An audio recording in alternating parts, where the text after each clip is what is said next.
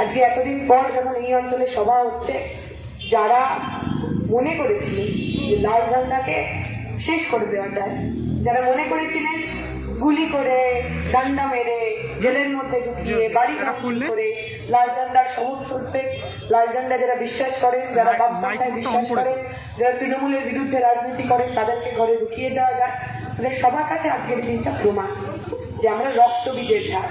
যেখানে আমাদের যত বেশি করে মারা হবে, যেখানে আমাদের যত বেশি শেষ করার চেষ্টা করা হবে, সেখানে আমরা আরো বেশি জোরের সঙ্গে, আরো বেশি মুষ্টিবদ্ধ হাতে, আরো বেশি শক্তিশালী হয়ে ফিরে আসবো। এবং এটাই 2021 সালের বার্তা। মারবে যত বাড়বে মিছিল, মার কতবার মারবি। আমাদের প্রত্যেকটা আঘাতের প্রত্যাঘাত হবে গণতন্ত্রের মধ্যে দিয়ে বেশিরভাগ মানুষের, আরো বেশি মানুষের আমাদের সঙ্গে এক কাট্টা হয়ে রাস্তা নামার মধ্যে দিয়ে। আগামী 10 তারিখ যখন বালি বিধানসভা কেন্দ্রের নির্বাচন হতে চলছে, আমরা সংযুক্ত মোর্চার তরফ থেকে আপামর মানুষ, আপামর জনসাধারণ, যে কোনো রাজনৈতিক দলের হতে পারেন, যে কোনো বিশ্বাসী হতে পারেন, তাদের প্রত্যেকের কাছে আমাদের কিছু আবেদন রয়েছে। আমরা বলছি যে আপনি যে রাজনৈতিক দলই করুন না কেন, এইবার যখন নির্বাচন কেন্দ্রে যাবেন তখন নিজের ভোটটা নিজে দেবেন। কারণ এই যে আমাদের ভোট দেওয়ার অধিকার, এই যে আমরা ভোট দিয়ে কে মুখ্যমন্ত্রী হবে, প্রধানমন্ত্রী হবে, এমএলএ হবে, এমপি হবে, এগুলো নির্বাচন করতে পারি, এগুলো তো একদিন হঠাৎ করে আসেনি। একটা সময় ছিল যখন 200 বছর ধরে এই ভারতের বুকে ব্রিটিশ রাজ ছিল। ব্রিটিশরা ঠিক করতো আমি আর আপনি কিরকম ভাবে থাকবো, কি খাবো, কোথায় ঢুকতে পারবো, কোথায় ঢুকতে পারবো না। আপনারা জানেন কলকাতার বিভিন্ন জায়গায় লেখা থাকতো dogs and Indians are not allowed, কুকুর এবং ভারতীয়রা ওই জায়গার ভিতরে প্রবেশ করতে পারবে না। এইরকম একটা ব্যবস্থার মধ্যে আমরা ছিলাম।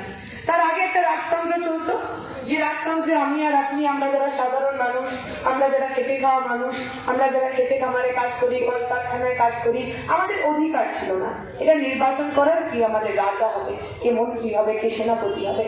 যখন নতুন ভারত তৈরি হলো, যখন আজাদ ভারত তৈরি হলো, যখন স্বাধীন ভারত তৈরি হলো, সেই ভারত কিন্তু শুধু ব্রিটিশদের থেকে মুক্তি চায়নি। যে ভগৎ সিংরা, ক্ষুদিরাম বসুরা নিজেদের জীবন দিলেন, তারা কিন্তু ব্রিটিশদের সরিয়ে ওই পুরনো প্রাচীন ভারতে ফিরে যেতে চাইলেন। তারা একটা আধুনিক ভারত চেয়েছিলেন, একটা আধুনিক ভারত, যে আধুনিক ভারতটা গণতান্ত্রিক হবে, একটা আধুনিক ভারত যে ভারতটা ধর্ম নিরপেক্ষ হবে, একটা আধুনিক ভারত যেখানে আমি আর আপনি, আমরা যারা সাধারণ মানুষ, প্রজাতন্ত্র দিবস পালন করি, আমরা যারা এতদিন পর্যন্ত প্রজা ছিলাম, গোলাম ছিলাম, আমরা ঠিক করবো কে আমাদের রাজা হবে। রবি ঠাকুর লিখে গেছেন আমরা সবাই রাজা, আমাদেরই রাজার রাজত্বে, নইলে মোদের রাজার সঙ্গে মিলব কি সত্ত্বে, আমরা সবাই রাজা। এই যে সবাই রাজা হওয়ার ধারণা, এই যে সবাই রাজা হওয়ার স্বপ্ন, বাবা সাহেব আম্বেদকর যখন সংবিধান লিখেছেন, সেই সংবিধানে উনি বলেছেন যে ভারতবাসী, আপনি যদি ভারতের নাগরিক হন, আপনি সমান হবেন। আপনি বড়লোক হতে পারেন, গরিব হতে পারেন, রাজা হতে পারেন, উজির হতে পারেন, কিন্তু এই যে গণতান্ত্রিক ব্যবস্থা, এই যে পার্লামেন্টারি ডেমোক্রেসি, এই যে ইলেকটোরাল ডেমোক্রেসি, এই গণতন্ত্রে আপনার এবং আমার, একজন রাজার এবং একজন গরিব মানুষের, একজন কৃষক এবং একজন আম্বানি, প্রত্যেকের ভোটের যে মূল্য হবে, সেই ভোটের মূল্য হবে একটা। অনেক কষ্ট, অনেক যন্ত্রণা, অনেক আত্মত্যাগের পর এই অধিকারটা আমরা পেয়েছি। শত শহীদের রক্ত, তাদের রক্তের বিনিময়ে আমরা এই অধিকারটা পেয়েছি। আজকে যখন 10টা বছরে আমরা দেখি প্রতিনিয়ত আমাদের গণতন্ত্র লুট হয়ে যায়, পঞ্চায়েত নির্বাচন হয়, সেই পঞ্চায়েত নির্বাচনের 50% আসনে মানুষ মনোনয়ন পর্যন্ত দিতে পারে না। এটা তো হতে পারে না। আমি জানি পঞ্চায়েত নির্বাচনের সময় আমার মা নিজে প্রার্থী ছিলেন, সকালবেলা 6টার সময় একজন প্রার্থীকে তার বুথ থেকে মারতে বার করে দেওয়া হয়েছে মমতা ব্যানার্জির গণতন্ত্রে। যে মমতা ব্যানার্জি বলেছিলেন গণতন্ত্রের শাসন ফেরানোর জন্য মামাটি মানুষের সরকার তৈরি করতে হবে, তৃণমূলের সরকার তৈরি করতে হবে, মমতা ব্যানার্জির সরকার তৈরি করতে হবে। পশ্চিমবঙ্গে আসার পর গণতান্ত্রিক ব্যবস্থার যতটুকু বেশি ছিল সমস্ত তিনি ধ্বংস করেছেন, শেষ করে দিয়েছেন। তাই আজকে আমরা যখন 10 তারিখ নির্বাচন কেন্দ্রের মধ্যে যাব, আপনাদের কাছে আমার অনুরোধ রইল এই গণতন্ত্রটাকে ফিরিয়ে আনুন। হতে পারে আপনি আমার রাজনীতিতে বিশ্বাস করেন না, কংগ্রেস করেন, বিজেপি করেন, তৃণমূল করেন, এসিপিআই করেন, যা খুশি দল আপনি চান আপনি করতে পারেন। ভারতের সংবিধান আপনাকে সেই অধিকার দেয় এবং ভারতের সংবিধান আপনাকে নিজের ভোট নিজে দেওয়ার অধিকারও দেয়। আসুন না আমরা সবাই মিলে, আমরা যদি সবাই মিলে ওই যে দাদারা, যে গুন্ডারা, যে কোনো রাজনৈতিক দলের তিনি হন না কেন, কোমরে পিস্তল বুঝে, হাতা গুটিয়ে, কলা রুটিয়ে যারা আপনাকে আমাকে বাধ্য করার চেষ্টা করে যে অমুক জায়গায় ভোট দিন, নাহলে কিন্তু সমস্যা হয়ে যাবে, আসুন না আমরা সবাই মিলে তাদের রুখে দিই। আসুন না আমরা সাধারণ মানুষ, ভারতের নাগরিক যারা সংবিধানে বিশ্বাস করি, তার চোখে চোখ রেখে চ্যালেঞ্জ করি যে বাপু এই অধিকারটা তো তোমার নয়, এই পশ্চিমবঙ্গ, এই ভারত, এটা তো তোমার পৈতৃক সম্পত্তি নয়। আমি নিজের ভোট নিতে দেবো, তুমি আমায় আটকানোর কে?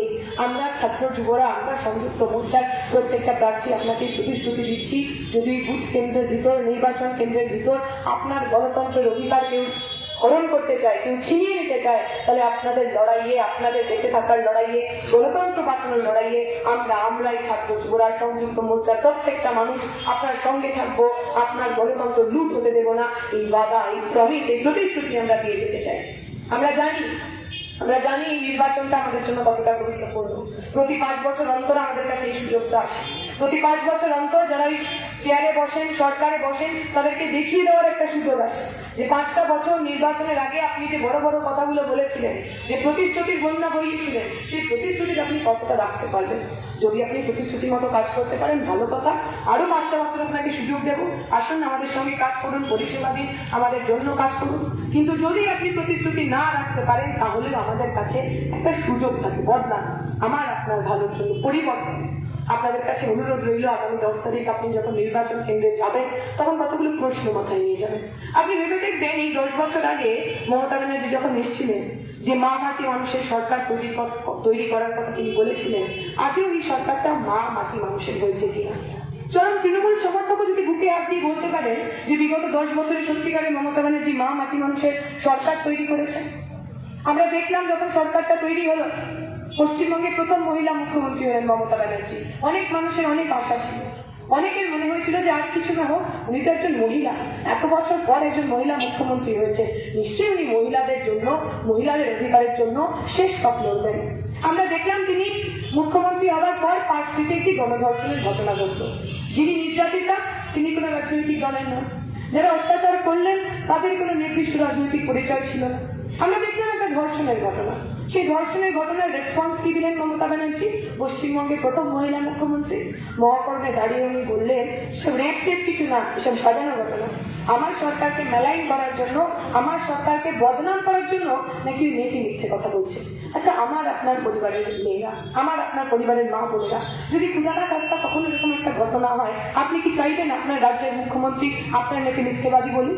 আপনি কি চাইবেন আপনার মেয়ের যে অপমান, আপনার মেয়ের যে যন্ত্রণা, সেই যন্ত্রণা কেউ বলে দিক সরকারে বসে থাকা যে আমার সরকারকে বদনাম করার জন্য তৈরি করা হয়েছে?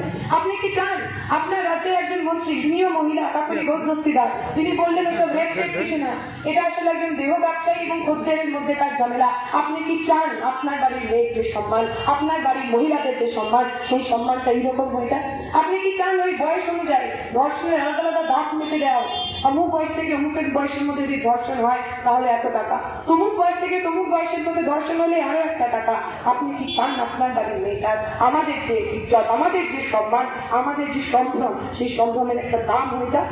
আপনারা যদি না চান তাহলে এবার বদল করতে হবে। আপনারা যদি না চান, বিগত 10 বছরে যেরকম আমরা দেখলাম মাধ্যমিক, উচ্চ মাধ্যমিকের পরীক্ষা পাস, একবার নয়, 2বার, 3বার, 4বার, 5বার। আমার মনে আছে সেই যুবরাজের 6টা ছক্কা মারার কথা। যুবরাজকে ইংল্যান্ডের সঙ্গে সম্ভবত খেলা, যেরকম হয় প্লেজিং হয়েছে, যুবরাজ খুব রেগে টেগে রয়েছে, এবার একটা করে বল হচ্ছে, প্রথম বলে 6, সবাই ভাবছে বাহ ভালো ব্যাপার, দ্বিতীয় বলে 6, তৃতীয় বলে 6, 6টা পরপর ছক্কা মেরেছে। খুব সাসপেন্সের মধ্যে আমরা সবাই দেখছিলাম, আমুল কামলা ছিলাম, নক খাচ্ছিলাম, তাহলে সেই বদভ্যাসটা আছে। আমরা দেখলাম পার্থ চট্টোপাধ্যায় ওই যুবরাজের রেকর্ড, সেই রেকর্ডটাকে অভিনয় দিলেন। প্রথম প্রশ্নপত্র পাস হলো, আমরা বললাম হয়তো হয়ে গেছে, ভুল ভালো করলাম। দ্বিতীয়, তৃতীয়, চতুর্থ, পঞ্চম, ষষ্ঠ, যতগুলো প্রশ্নপত্র ছিল পরীক্ষার, সবকটা পরীক্ষার প্রশ্নপত্র ফাঁস হলো। আপনার কি এরকম পরিবর্তন চেয়েছিলেন? বিগত 34 বছরের অনেক ভুল ত্রুটি ছিল, বিগত 34 বছরে হতে পারে আপনার অনেক অভিমান ছিল, অনেক অনুযোগ ছিল, কিন্তু কখনো তো শোনেননি প্রশ্নপত্র ফাঁস হয়ে যাচ্ছে মাধ্যমিকের, উচ্চ মাধ্যমিকে। এইরকম পরিবর্তন তো আপনিও চাননি, এটা আমিও জানি। আপনি চাননি এরকম একটা পরিবর্তন যেখানে এসএসসি টেট পরীক্ষায় পাশ করার পর তৃণমূলের দাদার পকেট না বললে আপনার চাকরি হয় না। আপনি কিরকম পরিবর্তন চাননি যে পরিবর্তনের শূন্য পদ পড়ে থাকে, অথচ আপনার বাড়ির মেধাবী ছেলেটা চাকরি না পাওয়ার যন্ত্রণায় আত্মহত্যা করতে বাধ্য হয়। এরকম পরিবর্তন আপনি চাননি, আমি জানি, আমি জানি। আপনি চাননি এরকম একটা পরিবর্তন, যে পরিবর্তনে আপনার রাজনৈতিক পরিচয় আপনার ধার্মিক পরিচয়ের সঙ্গে এক হয়ে যায়। বিগত 34 বছর ধরে পশ্চিমবঙ্গে বামপন্থীরা রাজত্ব করেছেন, তার আগে কংগ্রেসের সরকার ছিল। বিগত 44 বছর ধরে এই সংযুক্ত মোর্চায় কিন্তু আপনাকে সে কখনো বলেনি বাপু আপনি তো হিন্দু, আসুন না আমাকে ভোট করুন। আপনার জন্য আমি একটা দারুণ মন্দির তৈরি করব। আজ পর্যন্ত এই সংযুক্ত মোর্চার কোনো দল তো আপনার কাছে এসে বলেনি যে বাবু আপনি তো মুসলমান, আসুন আমাদের ভোট করুন, আপনার জন্য আমি একটা দারুণ মসজিদ তৈরি করবো, কেউ কখনো বলেনি। কারণ পশ্চিমবঙ্গের সংযুক্ত মোর্চার যে দলগুলো, সেই দলগুলোতে কখনো আপনার ধর্ম নিয়ে রাজনীতি করতে আসে। আমরা মানুষের কাছে গেছি, আমরা বলেছি আপনি হিন্দু হন, আপনি মুসলমান হন, আপনি তো কৃষক মানুষ, আপনার তো ঘামের দাম লাগবে, ফসলের দাম লাগবে, আসুন না আমাদের সঙ্গে, আপনার ঘামের দামের জন্য আমরা লড়বো। আমরা মজদুরের কাছে গিয়ে বলেছি যে আপনি তো শ্রমিক মানুষ, সকাল থেকে রাত নিজের ঘাম, মাথার ঘাম পায়ে ফেলে আপনি পরিশ্রম করেন, আপনি আসুন আমার সঙ্গে, আপনার অধিকারের জন্য আমি লড়বো। আপনি হিন্দু হন, আপনি মুসলমান হন, আমাদের কিচ্ছু যায় আসে না। আমরা পশ্চিমবঙ্গের বুকে যখন ছাত্র রাজনীতি করেছি, আমরা কোনোদিনও সুদীপ্ত গুপ্ত আর সৈফুদ্দিন মোল্লাকে আলাদা আলাদা দেখি। কারণ সৈফুদ্দিন এবং সুদীপ্ত দুজনকে যদি ফিসটা কম হয়, পড়াশোনাটা ভালো হয়। সৈফুদ্দিন এবং সুদীপ্ত দুজনেরই যদি কোচিং এর ফিটা মুকুব হয়ে যায়, পড়াশোনাটা ভালো হয়। সৈফুদ্দিন সুদীপ্ত দুজনেই চাইতো তারা পড়াশোনা করে মাথা উঁচু করে বাঁচবে, আর একই সঙ্গে তারা বলতো আমাদের চাই মৃত অগ্রগতি, একাকি চলতে চাই না এরোপ্লেনে। তারা ব্যক্তি হতে চায়নি, কেউ ব্যক্তি হিসাবে সাকসেসফুল ব্যক্তি হিসাবে বড় মানুষ হতে চাননি। চেয়েছিল এই সমাজটা আমরা সবাই কালেক্টিভ প্রোগ্রেস, আমরা সবাই একটা একসাথে আমরা এগিয়ে যাবো। সেই এগিয়ে যাওয়ার স্বপ্ন নিয়ে আমরা রাজনীতিতে এসেছি। আমরা আপনি হিন্দু বলে আপনার কাছে আসেনি, মুসলমান বলে আপনার কাছে আসেনি। বিগত 34 বছর ধরে যখন দুর্গাপূজা হয়েছে, কখনো কোনো মুখ্যমন্ত্রীকে, কোনো পশ্চিমবঙ্গ সরকারকে লাভকে অনুদান দিতে হয়। কারণ আমরা বিশ্বাস করি এটা আমাদের কাজ না, সরকারের কাজ না মন্দির মসজিদ করা, সরকারের কাজ না পুজো আর্চা করা, তার জন্য আমরা রয়েছি। যারা যারা যে ধর্মে বিশ্বাস করে, সেই ধর্মাবলম্বীরা বিগত বছরগুলো ধরে নিজেদের মতো করে ধর্মকর্ম করেছেন। কোনো সরকারের দরকার হয়নি, রাজনৈতিক দলের দরকার হয়নি। আপনি যে এতগুলো মন্দির বানিয়েছেন বালি অঞ্চলে, কখনো কোনো সিপিএমের কাছে গেছেন না যেটা মন্দির বানাবো আর আপনার সাহায্য দরকার? এই যে মসজিদগুলো তৈরি হয়েছে, কখনো কোনো মসজিদের মানুষ কোনো নেতার কাছে গেছেন না যে আপনি আমাকে সাপোর্ট করুন, আমাকে সমর্থন দিন, আমি এটা মসজিদ বানাতে হবে? আসলে আমার আপনার ধর্মকর্মের জন্য রাজনৈতিক দলের দরকার নেই, কিন্তু এই রাজনৈতিক দলগুলোর ক্ষমতায় বসার জন্য আমার আপনার ধর্মীয় ভাবাবেগ, ধর্মীয় বিশ্বাসের দরকার আছে। তাই তো মমতা ব্যানার্জি মাথায় সাদা কাপড় পরে রেড রোডে চলে যান, রোজা রাখেন না, যদি কোরআনের একটা আয়াত জিজ্ঞেস করেন জানেন না, কিন্তু ইনশাআল্লাহ সুবহানাল্লাহ মাশাআল্লাহ আমাকে বলতেই হবে। আপনি দেখে নিন, কিছুদিন আগে আমি চণ্ডী পাঠ করছিলাম, ভুলভাল চণ্ডী পাঠ, সরস্বতী মন্ত্রটা এমন করেছে যে সরস্বতী ঠাকুরের এইদিকে বাংলা মুখ হচ্ছেই না, পুজো যুগ কিসব কিসব বলেছে। আমরা দেখলাম রবীন্দ্রনাথ ঠাকুর হঠাৎ করে এসে রবি ঠাকুরের আবৃত্তি করছে, চলায় চলায় বাজবে পায়ের দেরি। তারপরের লাইনটা আমি বলছি, এই যে মমতা ব্যানার্জি, এই যে নরেন্দ্র মোদী, এই যে প্রধানমন্ত্রী, মুখ্যমন্ত্রী, এদের তো এগুলো করার কাজ ছিল না।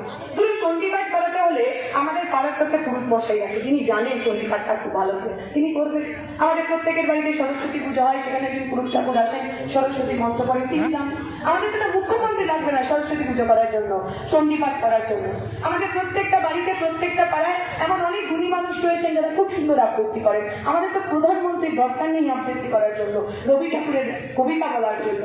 আসলে এরা দুজনেই প্রতিনিয়ত আমাকে আপনাকে আমাদের যে সংস্কৃতি, আমার যে ধার্মিক পরিচয়, সেই ধার্মিক পরিচয় দিয়ে রাজনীতির আঙিনায় আনতে চান। তারা চায় আমরা প্রতিদিনই বাঙালি অবাঙালি, হিন্দু মুসলমান, মন্দির মসজিদ এইসব নিয়ে মেতে থাকি, যাতে তারা আমাদের পিঠ পিছে এই দেশটাকে বেঁচে দিতে পারে। রেল বেঁচে দেবে, ব্যাংক বেঁচে দেবে, আদানি আম্বানিদের কাছে কৃষকদের জমি বেঁচে দেবে। মমতা ব্যানার্জি পারলে এই সমস্ত কিছু, এই পশ্চিমবঙ্গে যা যা সবটা তিনি বেঁচে দেন ভাইপোর কাছে। এই যে বিক্রি করার রাজনীতি, এই যে আমাকে আপনাকে ধর্মের গুলি খাইয়ে এইটা প্রশ্ন করতে ভুলিয়ে দেওয়া যে মমতা ব্যানার্জি আপনার প্রতি বছরের যে কোটি কোটি বেকারের চাকরি হওয়ার কথা ছিল, সেই চাকরি কোথায়? নরেন্দ্র মোদী আপনি যে 100 দিনের কথা বলেছিলেন, সবকা সাথ সবকা বিকাশের কথা বলেছিলেন, সেই কোটি কোটি চাকরি গেল কই? স্কিল ইন্ডিয়া মিশন একটা তৈরি করেছিল কেন্দ্রের সরকার। স্কিল ইন্ডিয়া মিশনের রিপোর্ট বলছে, সরকারি রিপোর্ট বলছে, যারা এই মিশনে অংশগ্রহণ করলো তার 50% মানুষ এখনো বেকার, মানে রোজগার পাননি। কিসের স্কিল ইন্ডিয়া মিশন? কিসের এগিয়ে যাওয়া হয়? আমরা দেখলাম প্রতি বছর যখন শিক্ষার ব্যয় বরাদ্দ হয়, প্রতি বছর আমাদের ব্যয় বরাদ্দ কমিয়ে যায়। আর নরেন্দ্র মোদী উপরে भाषण मारें, हमने इंडिया को नंबर 1 बनाएगा। अरे भाई कैसे बनाएंगे? इंडिया के जो लोग हैं, भारत के जो छात्र है, जो नौजवान है, वो अगर पढ़ाई लिखाई नहीं करेगा, वो अगर रिसर्च नहीं करेगा, अगर उसको स्कॉलरशिप नहीं मिलेगा, फेलोशिप नहीं मिलेगा, तो आगे बढ़ेंगे कैसे? अगर पश्चिम बंगाल के भारत के ज्यादातर लोगों के पास नौकरी नहीं होगा, रोजगार नहीं होगा, शिक्षा नहीं होगा, तो पश्चिम बंगाल 1 नंबर होगा कैसे? এই যে বড় বড় কথাগুলো আমাকে আপনাকে ভুলিয়ে দেওয়ার চেষ্টা করে আমাদের জীবন জীবিকার প্রশ্ন। আজকে 2021 সালে যখন নির্বাচন হচ্ছে, দেখুন নির্বাচনের পরিসরটা কিরকম বদলে গেছে।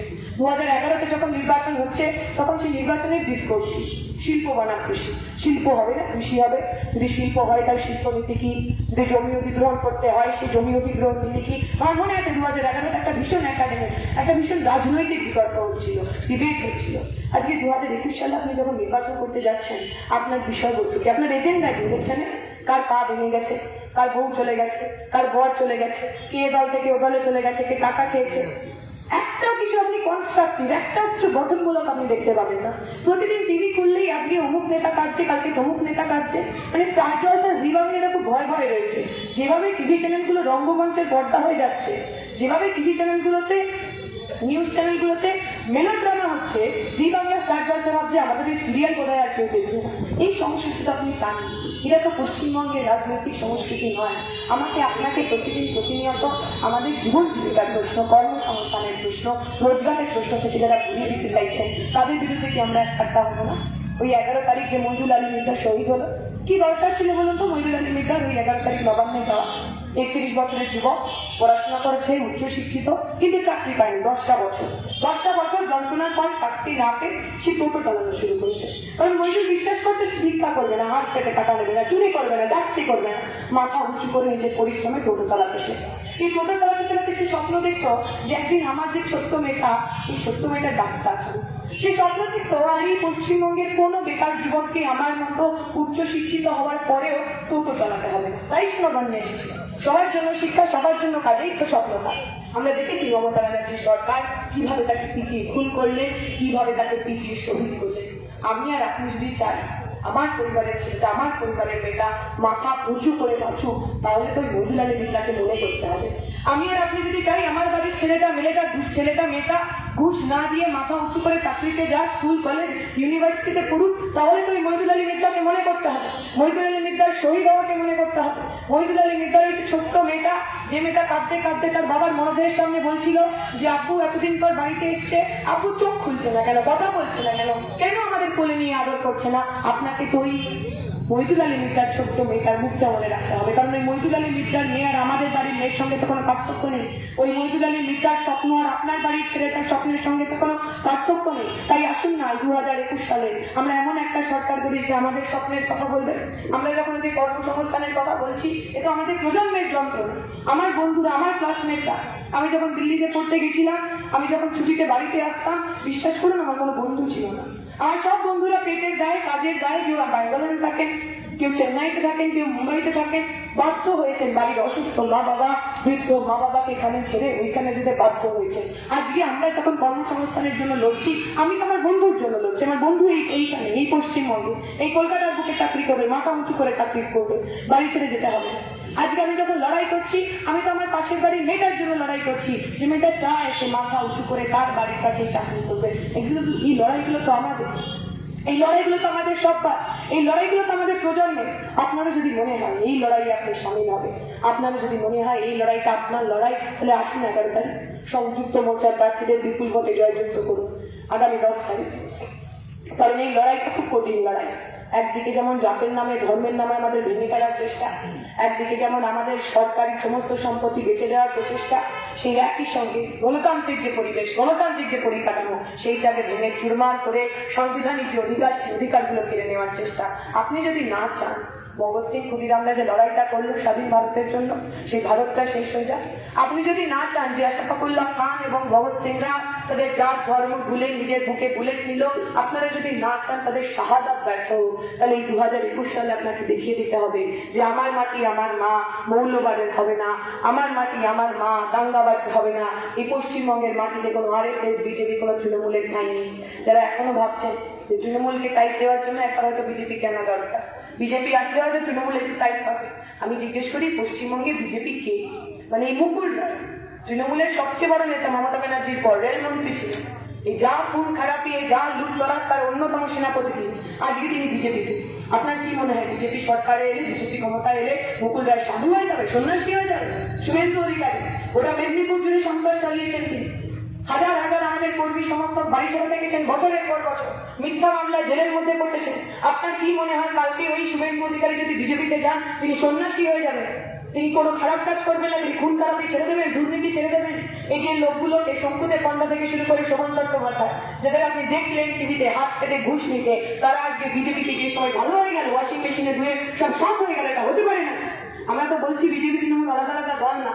তৃণমূল আসলে ওই বিজেপির ইন্টার্নশিপ করার জায়গা। আমরা যেমন বড় জায়গায় কাজ করার আগে ছোট জায়গায় কাজ শিখি, ইন্টার্নশিপ করি, তৃণমূলে সেরকম। আপনি প্রথমে তৃণমূল জয়েন করবেন, কি করে চুরি করতে হয়, ডাকাতি করতে হয়, পাটপাড়ি করতে হয় শিখবেন।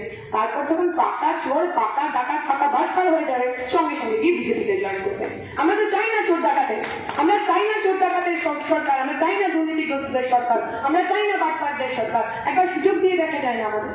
আমরা যারা এই প্রজন্মের ছেলেমেয়েরা 2011 পরবর্তীকালে আমরা যারা বামপন্থী রাজনীতি করছি, আমরা তো কিছু পাওয়ার জন্য রাজনীতিতে আসি। যদি পাওয়ার জন্য রাজনীতিতে আসতে হতো আমরা তৃণমূল করতাম, বিজেপি করতাম, সেখানে গেলে তো অনেক অনেক মোটা টাকা পাওয়া যায়। দেখছেন না তৃণমূলের নেতা, মন্ত্রী, এমএলএ, এমপিরা সব বিজেপিতে যাওয়ার জন্য লাইন দিচ্ছে।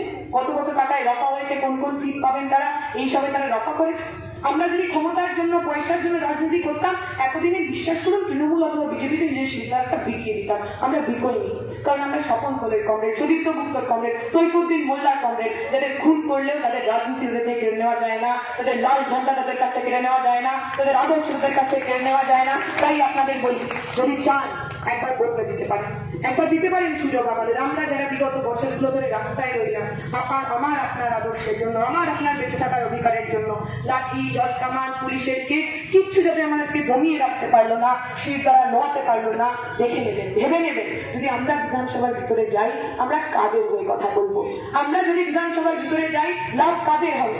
এই বিগত লকডাউনের সময় তোমার বলছি, যে দুটো সরকার বাড়িতে বসে রইল, ওই নরেন্দ্র মোদী রবীন্দ্রনাথ ঠাকুর হওয়ার চেষ্টা করলেন, আর মমতা ব্যানার্জি পাবলো পিকাসো হয়ে রাস্তায় গোল গোল দাগ কাটলেন। এই দুটো সরকারের তো দায়িত্ব ছিল, আমাদের ট্যাক্সের টাকা এদের সিংহাসনে বসে, আমাদের ট্যাক্সের টাকা এদের গাড়ির ওপর লাল বাতি জ্বলে। আর যখন ভারতের মানুষ, সাধারণ খেটে খাওয়া মানুষ প্রতিদিন রাস্তায় মরছিল, পরিযায়ী শ্রমিকরা পায়ে হেঁটে দিল্লি থেকে বিহার ফিরতে বাধ্য হচ্ছিলেন, প্রসূতি মা মারা যাচ্ছিলেন রাস্তায়, মা মারা গেছে, শিশু জানে না মা মারা গেছে, যে অনাহারে, তাকে সে ডাকছে এবং বলছে যে মা আমার খিদে পেয়েছে, ঘুম থেকে ওঠো। এই ছবিগুলো তো আপনারা দেখেছেন, এই ছবিগুলো তো ওই ওদের জন্য হয়েছে, তৃণমূলের জন্য হয়েছে, বিজেপির জন্য হয়েছে। যারা সরকারে ছিল তাদের কিছু দায়িত্ব ছিল, সেই দায়িত্ব তারা পালন করেনি। আর আমরা যারা সরকারে ছিলাম না, আমরা যাদেরকে আপনারা ওই পার্লামেন্ট অথবা বিধানসভার মধ্যে পাঠাননি, আমরা তো পৌঁছে গেছি আপনার বাড়িতে।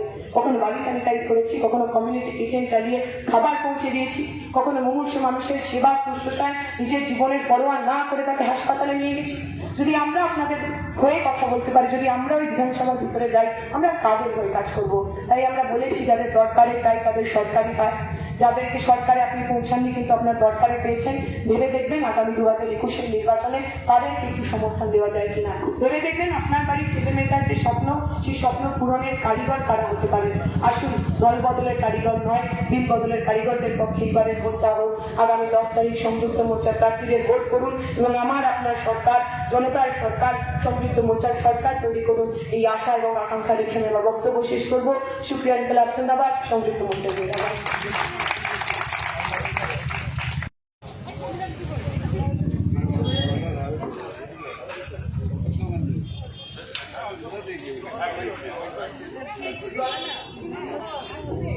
तो बोल साथी हल्ला बोल।